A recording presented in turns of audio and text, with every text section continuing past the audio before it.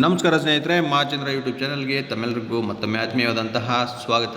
ಸ್ನೇಹಿತರೆ, ಕನಿಷ್ಠ ಪಿಂಚಣಿಯನ್ನು ಈಗ 7,500ಕ್ಕೆ ಹೆಚ್ಚಿಸಬೇಕು ಅಂತ ಈಗ ಒಂದು ಒತ್ತಾಯವನ್ನು ಮಾಡ್ತಾ ಕೆಲವರು ನಿವೃತ್ತ ನೌಕರರು ಈಗ ಒಂದು ಧರಣಿಯನ್ನು ಮಾಡೋದಕ್ಕೆ ಸಿದ್ಧವಾಗಿದ್ದಾರೆ. ಸೊ ಯಾವ ನಿವೃತ್ತ ನೌಕರರು ಈ ಧರಣಿಗೆ ಮುಂದಾಗಿರ್ತಕ್ಕಂಥದ್ದು ಮತ್ತು ಯಾವ ಇಲಾಖೆಯಲ್ಲಿ ಈ ಕನಿಷ್ಠ ಪಿಂಚಣಿಗೆ 7,500ಕ್ಕೆ ನಿಗದಿ ಮಾಡಬೇಕು ಅಂತ ಇವರು ಕೇಳ್ತಾ ಇರ್ತಕ್ಕಂಥದ್ದು, ಇದ್ರ ಬಗ್ಗೆ ಒಂದು ಕಂಪ್ಲೀಟ್ ಡೀಟೇಲ್ಸ್ ನಾನು ಈ ವಿಡಿಯೋನಲ್ಲಿ ನಿಮಗೆ ತಿಳಿಸ್ಕೊಡ್ತಾ ಇದ್ದೇನೆ.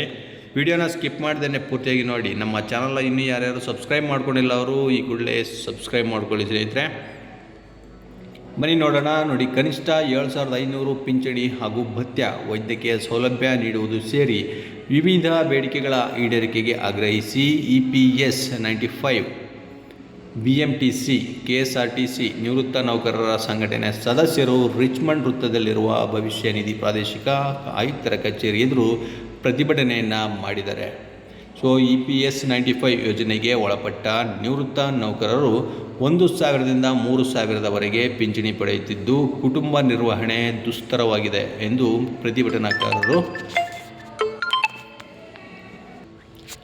ಬೇಸರವನ್ನು ವ್ಯಕ್ತಪಡಿಸಿದ್ದಾರೆ. ನೋಡಿ,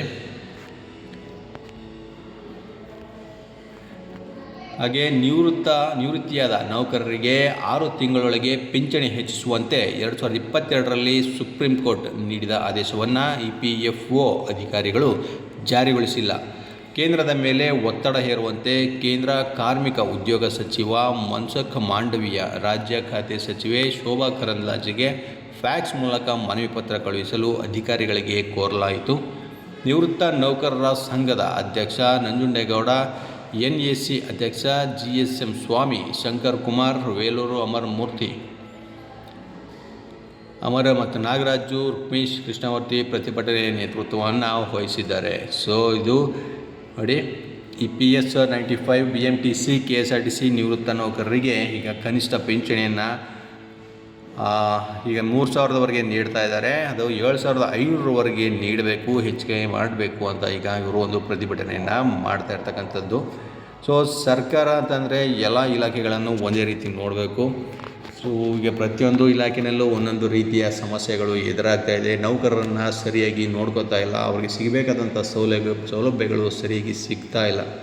ನೋಡೋಣ ಬನ್ನಿ ಸ್ನೇಹಿತರೆ, ಇದಕ್ಕೆ ಪ್ರತಿಭಟನೆಯೇ ದಾರಿಯಾಗುತ್ತಾ? ಪ್ರತಿಭಟನೆ ಆದ ನಂತರ ಸರ್ಕಾರ ತಿದ್ದುಕೊಳ್ಳುತ್ತಾ ಏನು?